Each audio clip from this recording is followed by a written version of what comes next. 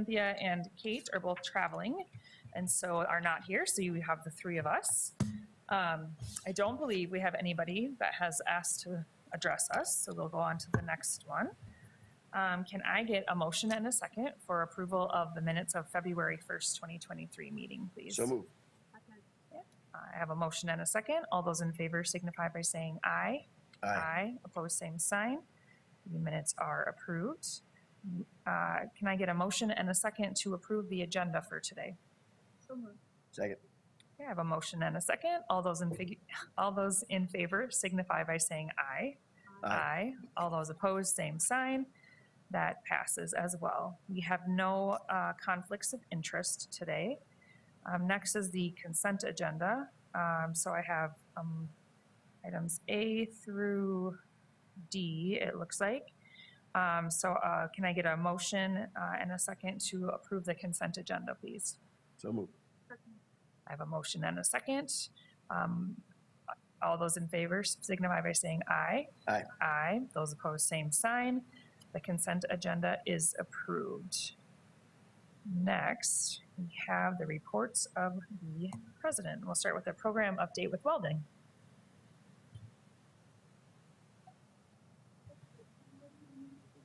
Is your mic on? I just want to make sure.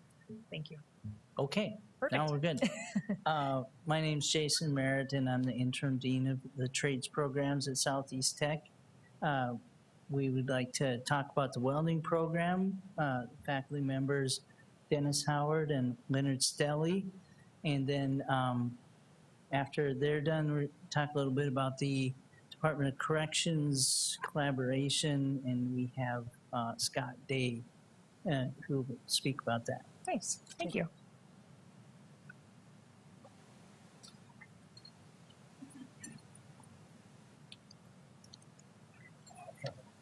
All right, thanks for having us. My name is Dennis Howard. I'm welding instructor at Southeast Tech, and this is Leonard Scully. He's the other welding instructor for us. Our program, a couple of things to note: that we are an AWS certified testing facility and have been for as long as I've been there. I don't actually know how long. I think it's been about 8 years, 9 years. One of two in the state, possibly? Yeah. I think we were the first, actually.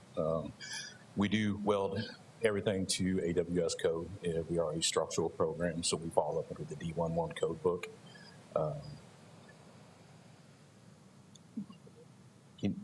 I don't actually know what you're looking at. Are you looking at the same We slide? see the same thing as you do. Yep. So a little bit of information here about myself and some of the other things going on. Our graduates that come in are soon-to-be graduates. They do receive a diploma. They do take AWS tests at the end of the course. They're allowed to pick what test they want to take. We normally guide them into doing a MIG test and a stick test. Normally it's a 1-inch unlimited. That opens quite a few doors. Most of our students are already working. Fall semester is our first semester.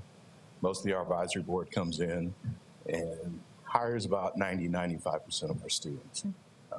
Last year I had 2 students that didn't work, but they chose to finish out their education before they got into the workforce. Most of my students are working full-time plus going to school. So to give a little bit more on that, the AWS certification is actually a nationwide certification. So not only do we offer our diploma, but we add on the chance to take that test. And that is recognized by any welding company anywhere in the U.S. Yeah, a little bit about my background.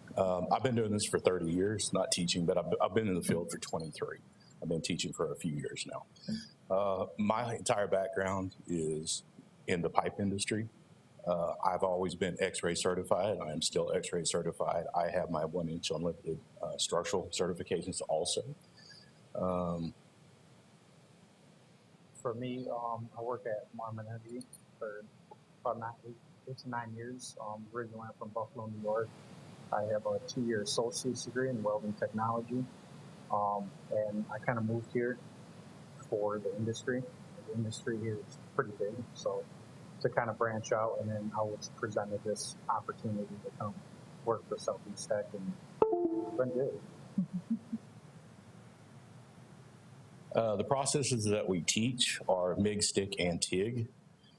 It covers 99% of all the welding that is in our advisory board and in the manufacturing around them, like North Dakota, South Dakota, Minnesota. Huge manufacturing base within these states, largest anywhere. So our students really have a really good chance of going out, getting a job, paying very well, plus benefits and whatnot. So it's a good line of work. And we really try to let our advisory board guide us on what they need. And we kind of tweak our curriculum to fit that so that we're not teaching these students a bunch of stuff that they might not necessarily need, you know. So we definitely try to let them guide us a little bit. Yeah. So our first semester there, that would be the fall semester. We go over hardwire and go over the 4 processes of that. We go over flux core and metal core, and that pretty much takes up the entire semester. And the reason we have such a long semester of MIG is that every manufacturer in the surrounding area, that's what they use. So that is a really good choice for them to go. A lot of students don't want to travel. They want to stay at home, and that allows them to do that. My second semester, which is a little bit different than Leonard's, is I teach stick and TIG along with 3 for everything, including blueprints, symbols, metallurgy, and the rest of everything that falls under that. A little bit of fabrication, Yep. so that's like building, designing, and then any projects we may have from the surrounding community. We've had a couple. We've had Department of Parks and Recs reach out to us, and we have a Frosty Snowman project there. And, we have a few, you know, that we're definitely willing to accommodate. So these are the numbers for the program. There's a little bit of a hiccup for the last couple of years, but COVID hit us pretty hard. I do have students that did not think trying to learn welding over a Microsoft meetings was kind of the right way to go about it. But we're back in full swing. Our program has actually expanded quite a bit. So my numbers are pretty high for 26. Leonard's is, I've got 20 in North? 18, sorry. And we still have 2 other classes on Fridays that we teach. So we're wide open. Yeah, so we do very small classes with the mechanic program and plumbing, just very basic, little 1-credit course. This falls back to the fabrication that he was talking about. The fabrication program that we have is it started at last year. It was kind of experimental. It was a request from the advisory board that, hey, we put out really good welders, but they don't really know much of anything else. So we've been trying to follow that into. We have some new equipment that we bought, fabrication tables, CNC table, a little water jet desktop that kind of includes everything that our advisory board and manufacturers that they'll see in the industry. We kind of can teach them right there. That kind of helps them incorporate them as a better employee into the industry. And most of our teaching is in the lab. It's very important that these guys are good welders, although we do teach a lot of theory so they understand what they're actually doing. And the real world problems you see on this slide, that's more like, okay, you can weld, but if somebody gives you, like Frosty, for instance, can you bend the metal and can you put this together and make it look good? You know, it might be very small welding, but more fabricated. And the welding industry it's fast. You know, There's nothing that you go through your daily lives that somebody's not welding on. This building, the support beams in here, the bridges that you go over, all that involves welding. So it interacts with your daily life, whether you know it or not.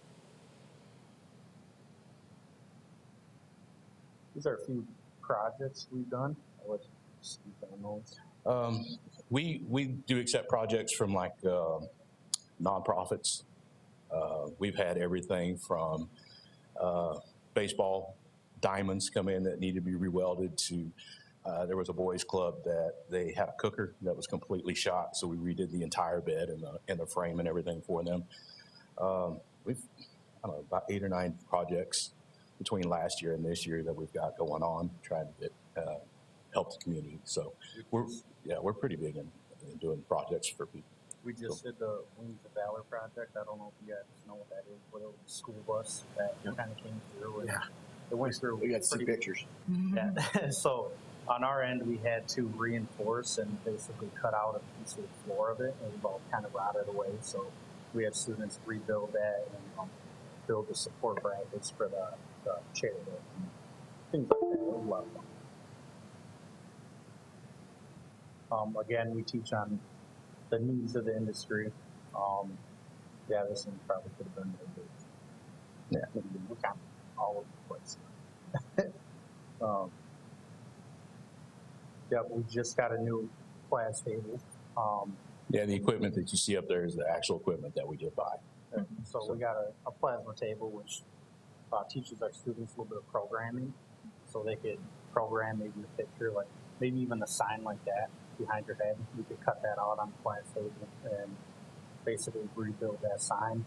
We have this water jet table in the middle. That thing, it cuts with water with a little bit of grain, and it could cut anything metal, rubber, lead, plastic, glass. a rock. I could put a rock in there. And the reason we chose this material is because this equipment is actually what you see in the manufacturers in the area. So not only can they train on that, but when they go to the company that they're going to go to work for, they've seen it and they're kind of familiar with it, and kind of helps incorporate them into a better employee. And then the cobot welder here is pretty new. We're finding that a lot of the industry are experimenting with robots, which is still pretty new. So it's nice to kind of dip into those things and kind of try to learn that and get the students kind of warmed up to things like that. It's very different, but you still need the knowledge of welding to be able to weld. You know, if you don't understand how to weld, you can't weld this robot. So, we're definitely trying to stay with the times. We do have we have a project coming up that we're allowing students to build. Now, the reason we chose this is because this incorporates everything that we teach them. Theory, blueprints, symbols, welding processes, and fabrication, all within one project. So what we'll do is we'll cut out the 100 some odd pieces on the plasma table. So I don't know if you can see the dimensions on this, but this is a project that's about 7 foot half high and 10 foot half long. It's a very large horse. It's going to be a very large horse. And the goal is to put all those pieces in the right spot, weld it all together, and hopefully make it shiny to the point where you cannot see where it's been welded. It'll look like just one unit, you know. And then where are you going to install it? Ma'am. What will be the installation? Not 100% sure yet. Well, I'm working on Southeast, trying to put it in the hub in the main hallway so everybody can go and see it. So Sculpture wall. yeah, That would be cool also. Yeah. That'd be great. Yeah. We're kind of just exploring things like this, so maybe there's a potential to try to squeeze it into that sculpture walk. And I'm not sure, do they switch those out every year? Yeah, maybe we'll try to build something cool for something like that. You know? It'll be on Washington Williams website. Okay. I'm sorry. You just fill out a form and send in what you have there as Okay. a sketch. You don't have to have it finished Okay. by the time, but as long as it'll be finished by installation, but you can submit your application Okay. with that information. Yeah. Thank you, because I was unaware of that. So We have a student right now making a small a raptor, like a dinosaur. cut it out like on a skeleton. It's a 3D metal sculpture. It's pretty cool. That could be another potential. So we're working very hard with the high schools, right? So For dual credit programs. yeah, what we're trying to do is we're trying to, I guess, merge our curriculums, kind of. So high school students are more prepared to step right into what we need to teach them, and then move out. So we've talked to T High School, we've talked to Lennox, we've talked to a couple different high schools. And it's kind of a battle because the timing the hours spent and stuff like that don't always line up, but Yeah, we've got dual credit with one high school, but like you said, we're working on others, and that's kind of coming to that fall semester, and that's why we have 6 weeks of hardwire, because that's normally what high school winds and finishes up with. So it's very easy for them to come over and start welding with us, and it's something they already know, and then kind of grow their knowledge from that point. but that is definitely on our list. Do you guys have any questions before we get into the deals? No, I think it's great. I think, like you said, it's really part of everyone's life, whether they know it or not. It And really so is. teaching these individuals this true skill that you can't take away from them. It's a great lifeline for them for lots of different careers. Well, I know I'm kind of biased, but I've been doing this for 30 years. When I started, someone says, I'm going to pay you to play with fire. And I was like, I'm in with both feet. So, yeah, I've had a great career. And Yeah. I want these kids to be able to say the same thing. Yep. And I think for a lot of people who aren't sit in a classroom, memorize this content, this is a hands-on, which is what engages a lot of kids. And so for them to be able to learn that way in a year's time and go out and have a great career Yep. For many, many years is amazing for those students. So thank you for the passion that you guys have. Obviously, you have enjoyed your careers and you enjoy teaching and can relate to these students and kind of encourage them to get to that end point so that they can have long, successful careers too. So great information. Thank you for sharing. So I'm going to step off because I'm going to introduce Scott Daly, which is over the DOC. Yep, you bet. And, that's good.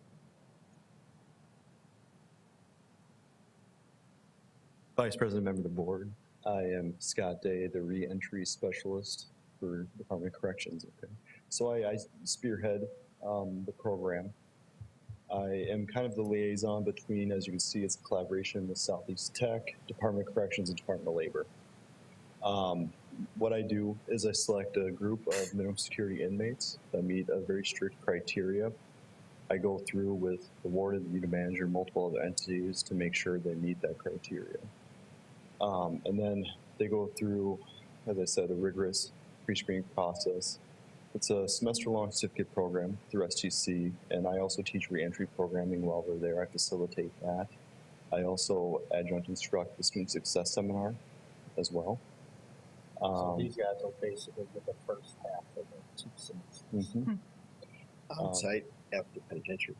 At Southeast Tech. I mean, so they bus them. Yep, that's all me. So I have a van that I come pick them up every morning, supervise them while they're there. I teach the reentry program as well as student success. Jill, who's our Math 100 instructor, is very good. And then we also have Leonard, who teaches that program directly for the welding. They earn a certificate with Southeast Tech for that first semester for welding and an AWS certification. And I believe the next slide goes more into the statistics.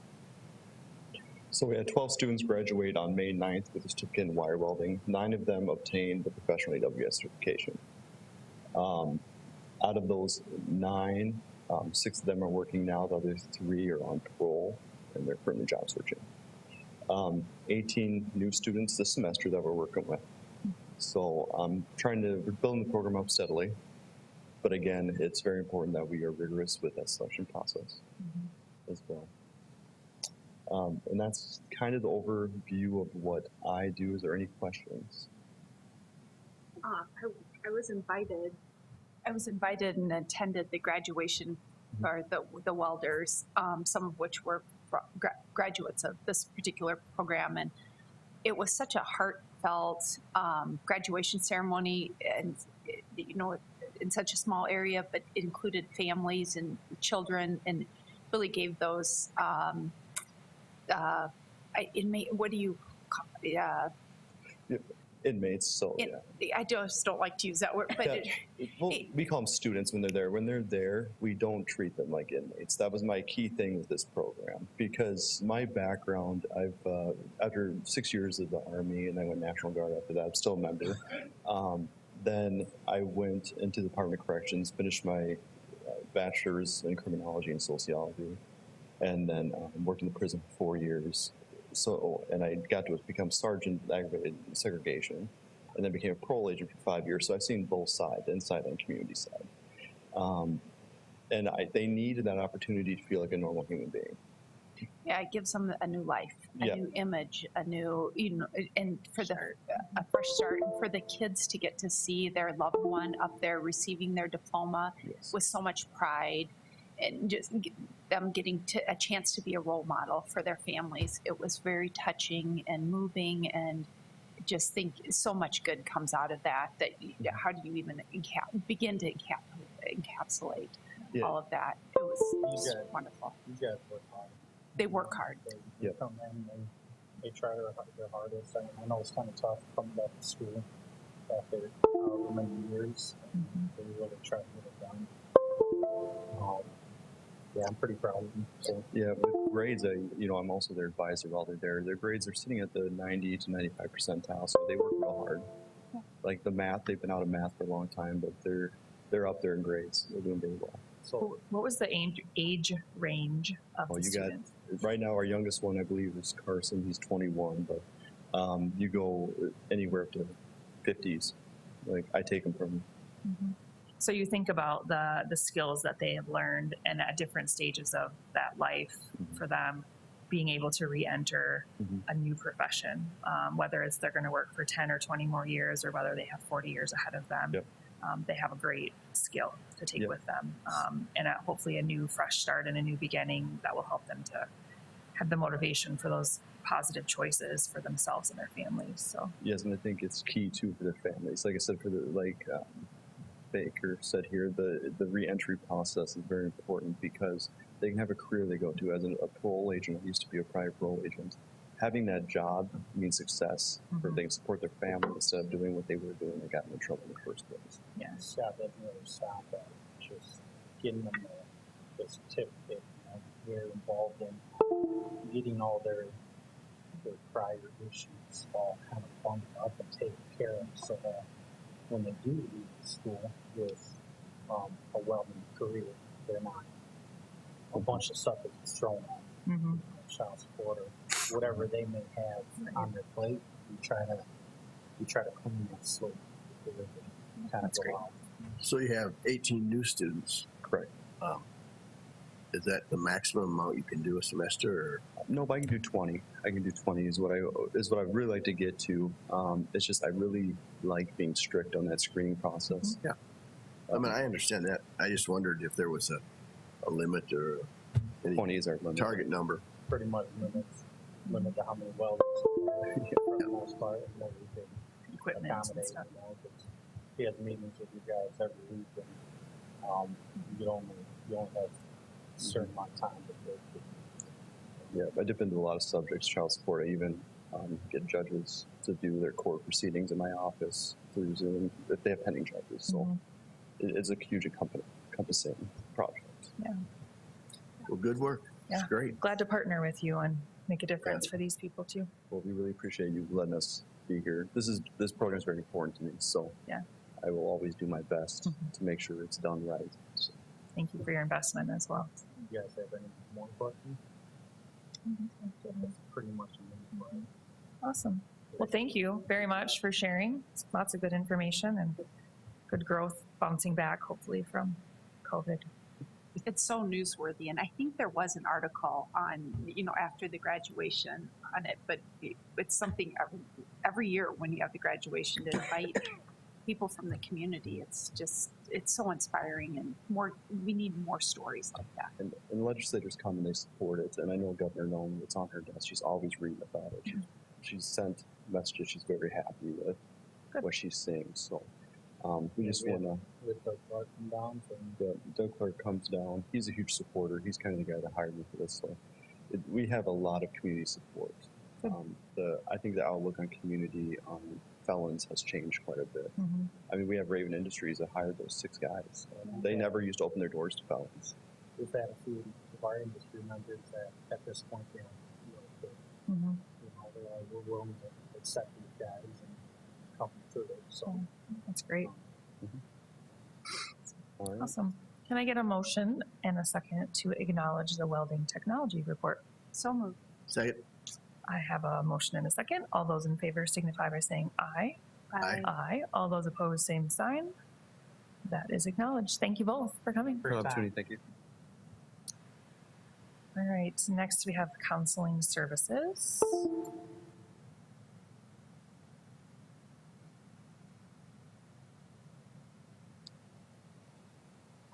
Good afternoon, Vice President and members of the school board. I'm Nikki McMillan, and I'm going to talk just a little bit about services that are going on this year. There's a little reminder of my background. I have a bachelor's of science in allied health, that's alcohol and drug abuse studies, minor in psychology, master's of arts in education, psychology and counseling. That's for community agency purposes. I do have a national certificate for counseling. I'm licensed as a professional counselor in the state of South Dakota, licensed addictions counselor in the state of South Dakota, and I'm also a board certified mental health provider, which has come in very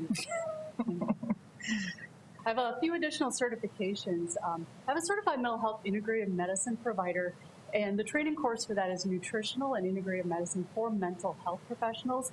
And one of the key areas that I work with students, kind of 4 pillars of our homeostasis, learning nutrition for health and wellness, as well as, so it includes like hydration, nutrition, sleep, and daily movement for health and wellness, kind of the 4 pillars that we talk about with everybody I work with. Then I also do have a certificate for clinical anxiety treatment, and just this past year I finished up my LGBTQ plus cultural competency training. So just talking about numbers for this year, so start of July 1st through January 8th, which is our summer, fall, winter break numbers. I worked with 117 students during that time. I do 4 different modalities. I do face-to-face in office, did 218 hours of those, individual counseling services. Telehealth services that I provide, I do video-based counseling through Teams, and I do 81 hours of that. I do telephone counseling, which is one-on-one. So that would be just, a same as an in-house counseling session, just over the telephone, did 69 hours of those. Phone check-ins are hours that I provide services for a number of students who maybe we're just kind of doing a session in between, just checking on their goals. So collectively 47 hours, but that generally includes anywhere between 6 and 8 students per hour, and it gives me additional time to check in with those students for accountability. I also did 170 hours of text-based counseling via email. Emails are really another popular way to do either they're combining those modalities with me, or maybe they're students who just are able to do text-based counseling.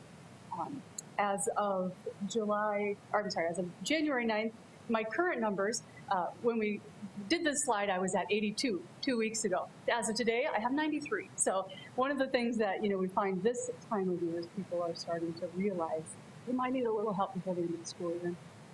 Additional services that I've been working with this year, I've been a member of the Student Support Work Group for Strategic Planning. I also provide the alcohol and drug abuse services that we report on our biannual report, which is just basic evaluation, not evaluation to get them into treatment, but evaluation to see if they need a community resource. But I also do one-on-one counseling for addictions, and I do a lot of referrals. Do a lot of consultation and referral with whether it be student success advisors, security, maybe it's the staff and faculty. I do the instructor consultation if they are looking for ideas on how to help a class or help a student in particular. And then I also prepare a semester counseling reports twice a year. Some pretty common counseling topics, obviously we have personal stressors, issues, school-related issues, pretty common. Self-improvement, probably one of the bigger things that we talk about. Lifestyle issues, mental health issues, meaning our specific ones that are diagnosed and or maybe they're taking medication for. I don't do med management, but I do work with people in the community who do provide that. A lot of addiction issues come my way because I have that licensed addiction counselor certificate. Medical issues, pretty common as well for some of our students who are struggling with both. Financial stressors, big one. We talked about that. I do a lot of referrals with within social services to help out with that. And again, referrals and recommendations for students, especially if they are graduating and needing to have services once they leave us, or maybe they're no longer in our program and we're looking for some support in the community. Spring semester trends. Typically, spring semester, I get increased numbers in telehealth due to a lot of our healthcare students were going out to clinicals. Other people might be heading up to internships. So we tend to switch over because we don't want to lose that accountability partner during that time. It's usually a lot more that they need at that time. We combine a lot of different telehealth modalities. With that is the need for more flexible hours, and I'm an office of one, so I try to maintain high level of flexibility with the population that we serve. So I start my hours at 6 a.m. and I will go up until 10 p.m. at night. And so I'm pretty flexible in terms of when and how we do that, and then just checking on emails on the weekends that don't provide services over the weekends. I do tend to see more students seeking counseling for spring break. So next week is our spring break. They're already starting to roll in, and that's a wonderful thing. And I also, at this time of the year, start to get a lot of instructors who say, hey, can you check in so-and-so? And so I do that as well. New this year, as a Student Success Center or Student Management, we recognize that we really need to have a community resource information page available for students, staff, and just anybody else who might happen upon our website. So I put together a slide for that, and people can go out to that. I don't know how I put it from here, but you can go out to that website and see a landing page. So it includes 988, which went live July 1st for our National Suicide Hotline. It also connects us with our helpline center here in town. And we have some information on there about the Compass Center for students who we refer out there for domestic and sexual violence. We have some links on there that will also talk about students. And that is what I have this year. Do you guys have questions for me? Sounds like you're busy. It's busy.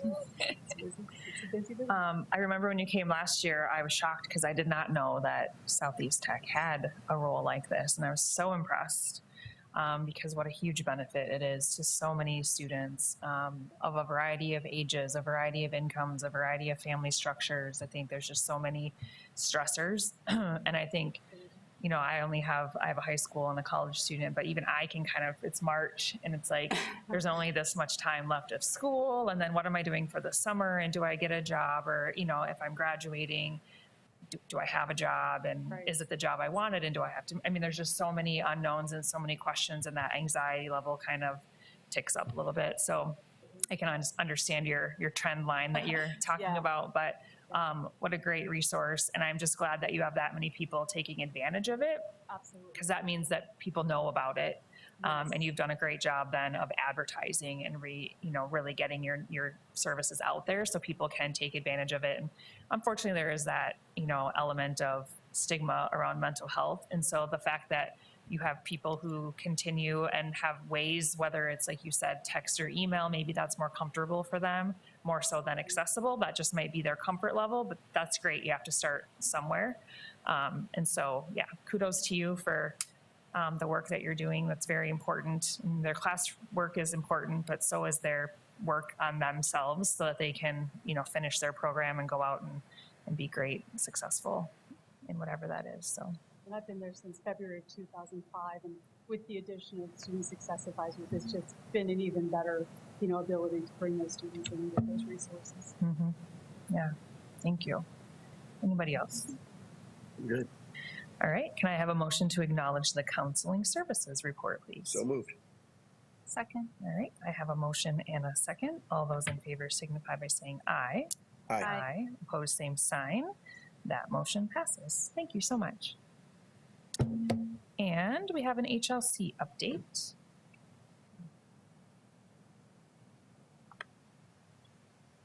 What's HLC? What's going on with that? Nothing? Not much? Is it pretty quiet right now? Vice President Ryder, members of the board, my name is Benjamin Valdez with Southeast Tech, Vice President of Academics. And HLC, these three letters keep coming up over and over and over, and we're getting closer and closer to our site visit. So we are in the final stages of preparing for our site visit. This last week, prior to the late February snowstorm we had, we were able to get in an institutional effectiveness day. And our IE day was to really prepare the campus community for the visit and also get them to understand what the criterion was and really focus in. The first half of the day was really focused on what HLC terms as the high touch core components, where college and universities tend to find some issues or have some challenges with. So we kind of really looked at what those areas are, what we have done to address those areas, and get feedback from the campus community.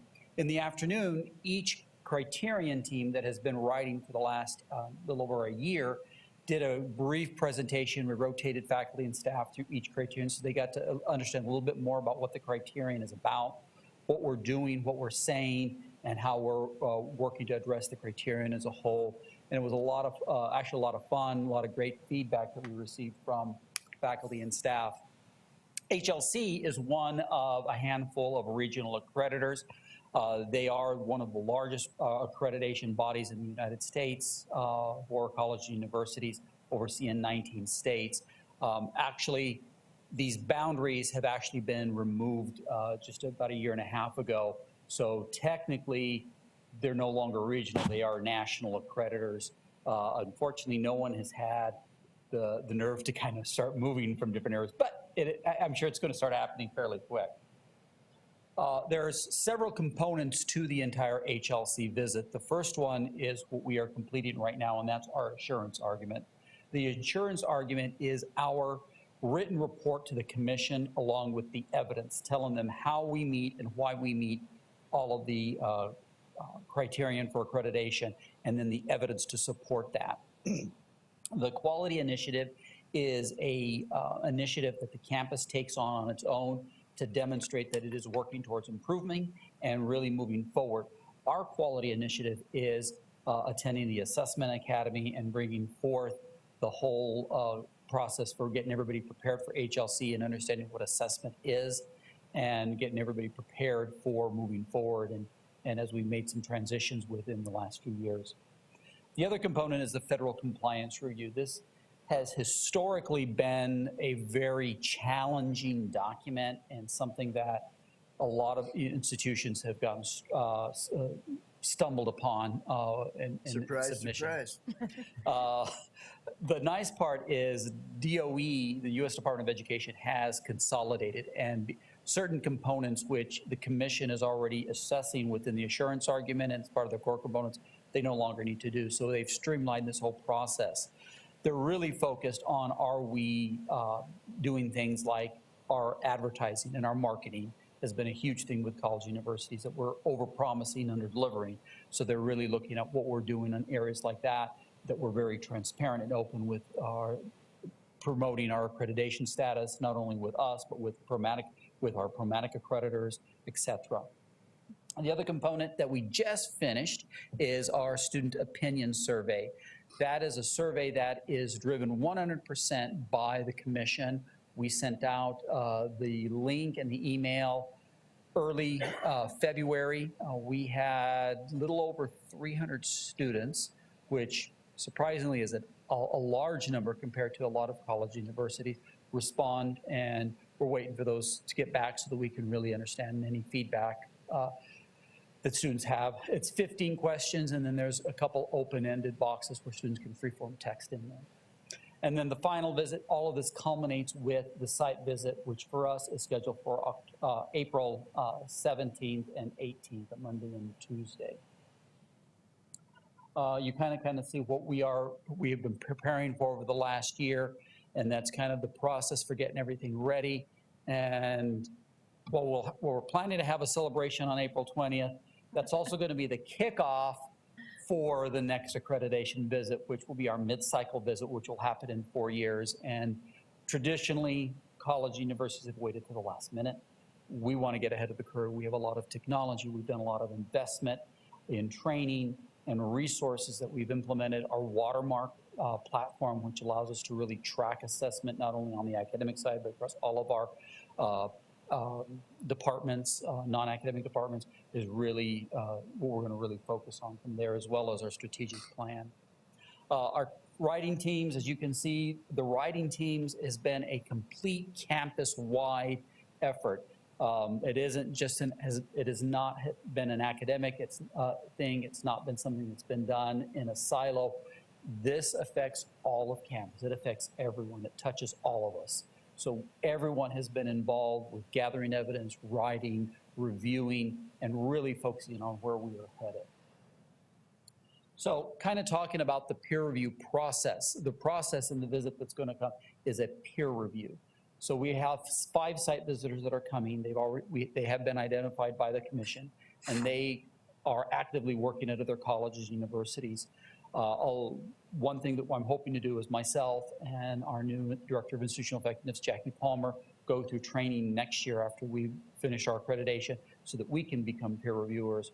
One of the great things about a peer review process, and one thing the commission really talks about, is this is not a gotcha. This is not to come in and find what you're doing wrong. It's a collaborative effort where we are coming together to improve and validate that we are doing what we say we're doing and that we're doing it in the right manner. So the team that's coming is really there to help, to support. A lot of the peer reviewers, one of the reasons they're peer reviewers is to see what other colleges are doing and take the great practices back to their campus. So it really becomes a win-win all the way around. The assurance argument that we are preparing, it is a limited. When I was originally a peer reviewer back in 2007 through 10, it used to be an unlimited document, and some colleges, universities would provide you, everything that they could find, and you'd walk in and they'd have a room with every document that they'd ever produced, and good luck. The commission has really streamed that process. The argument can only be 35,000 words. They don't want you to give them a history lesson. They don't want you to really go into tremendous detail. They want to be very succinct. What are you doing? Why are you doing it? If you've changed, why? And more important, the evidence. They want you to provide evidence documenting and showing what you are doing.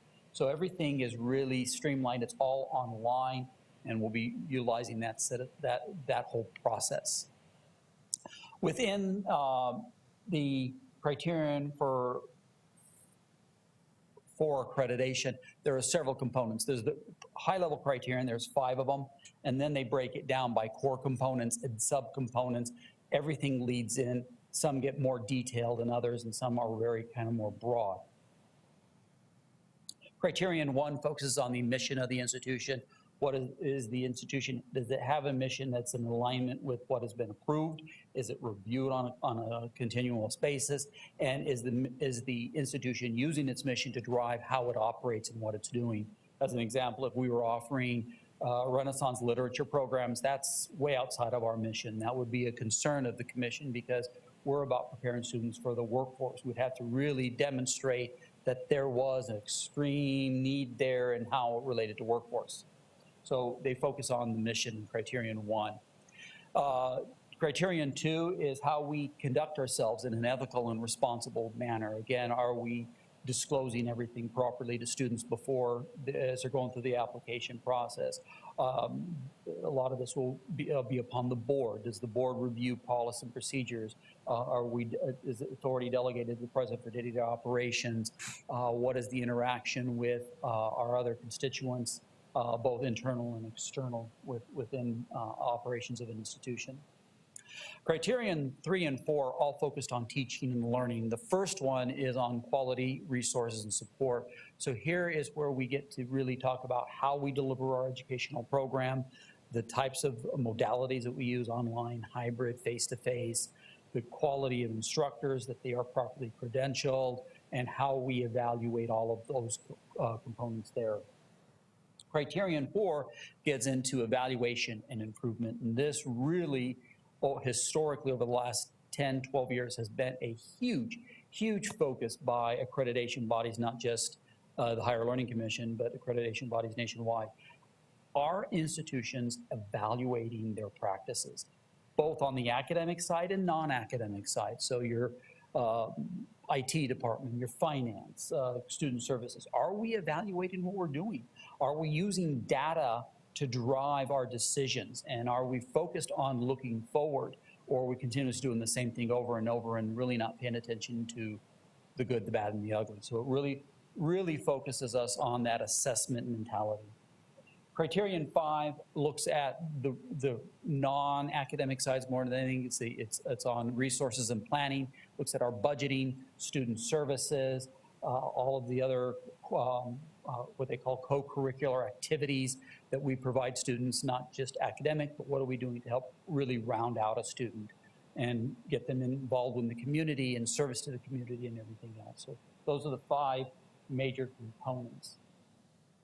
The visit itself, when it happens on the 17th and 18th of April, it's a day and a half.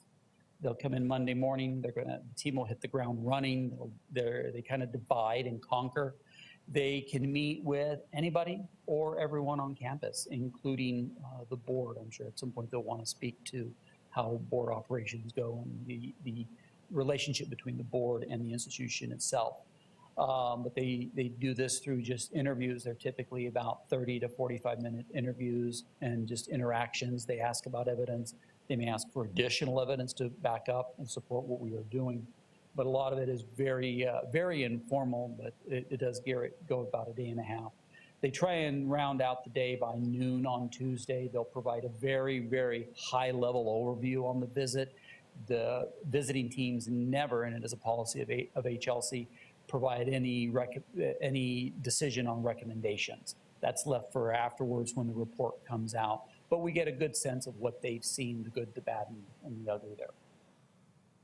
The way that they evaluate the core components and the criterion as a whole is a 1 of 3 ratings. You either met with concern, or not met.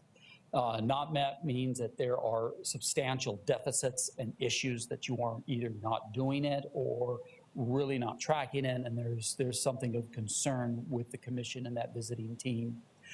Met with concerns means that there's possibly an opportunity for improvement, or that we have just implemented a new process. So they want us to continue to evaluate and monitor that. And then obviously met is that they see everything is fine. Dr. Stenson, who from our liaison with the Higher Learning Commission, actually came out back at the end of January, visited with us for a day. She advised us that over 60% of colleges and universities, they go through the process, do at least have 1 or 2 areas that are met with concern. And she goes, so if you do, you're actually in really good company. And that just means we want you to keep a focus on that. We want you to continue to improve and make sure that that stays on the front end and that doesn't get slipped behind everything else that we're having to focus. Once they're done with the evaluation, it does go through their process. Both staff and what they refer as the Institutional Action Committee will review everything, and they will make final recommendations to the Board of Trustees for the commission. And the Board of Trustees, typically about 3 to 4 months after the visit, will render a decision if we are reaffirmed. If we are reaffirmed, we will have a 10-year reaffirmation period with a 4-year, what they refer to as a mid-cycle visit. And that's kind of our update on HLC. I stand open for questions. So you want us available on the 17th and 18th then? I will be working with the team chair probably the middle of next month to develop a schedule, and we will know that in advance, and we will set up that time. So if there is, if they do want to meet with the boards, typically they do, just to verify, we can definitely let you know in advance.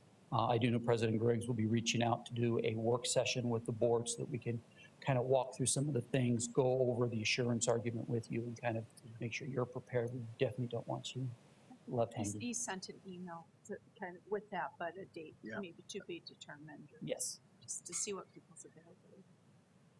Yeah, I know. I'm retired. I can be there. I mean, obviously, a lot of time and energy has been put in by a lot of different people, and so, you know, we're in the home stretch. So keep working on it, and we want to be able to look back and go, we did everything that we could to show the great work that's being done on campus, and like you said, in the academic and the non-academic areas, really are equally important because they support each other, and so. I love that the work is shared and everybody's invested. It's not a one-man show, and everyone is kind of putting in their time and effort and energy, and then in the end, everyone can celebrate the success as well together. So, absolutely. Because I've been doing this for quite some time, and it is a little stressful. But as I keep telling everybody, they're not here to get you. Yeah. They're here to help you. They're here about improvement. They're here about quality. Yeah.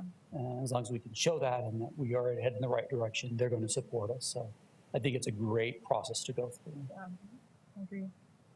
Awesome. Well, thank you very much for the update. And I think you're going to go with flying colors. I think we'll do very well. Can I have a motion to acknowledge the HLC update, please? So moved. Second. I have a motion and a second. All those in favor signify by saying aye. Aye. Aye. All opposed, same sign. That motion passes and that report is approved. Policy, do you want me to? I'll leave that up to you, Ms. Ryder. Well, I can just briefly talk through them. We, just like we do for K-12, we review policies on a routine basis. And so in preparation also for HLC, we're making sure that we have our policies up to date, but also that if there are policies that used to be perhaps shared between both organizations, that they really are applicable to both. And so when we met last time, we went through several policies. I want to say there was maybe near 15. And so you'll see there's two groupings. The first one is for review and revise. And so there are several listed there, which all really just have minor, very minor language changes. It could have been changing tech institute to college or just things that needed to be cleaned up. And so this first grouping is all really review revise because there was no content really changes. And so if we approve these today, then we can just go ahead and make those minor changes and get those updated. Do you guys have any questions on the policies? We got them. Well, you and I. Yeah. All right. So can I get a motion and a second to So review moved. them? To approve them for review revise? Second. All right. I have a motion and a second to approve the review and revision of these policies. All those in favor signify by saying aye. Aye. Same sign for opposed. Nobody. Those are approved for review and revision. And then we do have a first reading for a couple of them. I want to say there were 3. And so these did have just a little bit of content changes. And so we just felt it was good to call those out and separate them just so people could have a chance to review them. So the first one for equal opportunity and non-discrimination had some minor changes to clarify. CHD, STC administration in absence of policy is a new policy that was being created that we kind of took from examples of other organizations that had similar things. So that is a new policy, not a revision of any older one. And then ECAE is STC Campus Security Authority Identification, and that is also a new policy to clarify procedures as defined by the Clery Act. So 1 that's got changes and then 2 that are brand new. So if we want to take a look through those, and then we will bring them back for second read at our next meeting, which is on April 5th. Can I get a motion and a second to approve these for first read? So moved. Second. I have a motion and a second. All those in favor signify by saying aye. Aye. Same sign for opposed. And that first reading of those 3 is approved. Anything else for the good? Howard selling, thank you for what they have done with our welding program over the last 2 years with their leadership board. The whole focus on fabrication and meeting the needs of industry, particularly their agreement and their leadership. And they're doing a phenomenal job. Awesome. See it in the program going, and then stop doing the public we're now at capacity. The only way to really increase enrollment in that is to add square footage facility and adding equipment and space that we can have for such hands-on. Yeah. It's a good problem to have, to be close. So, yes, awesome. Well, thank you for that acknowledgement as well. Anything else? Otherwise, can I get a motion to adjourn? So moved. Second. All right, all those in favor signify by saying aye. Aye. Aye, same sign opposed. We are adjourned. Thanks for coming in. Thanks all. Yeah, thanks, everybody.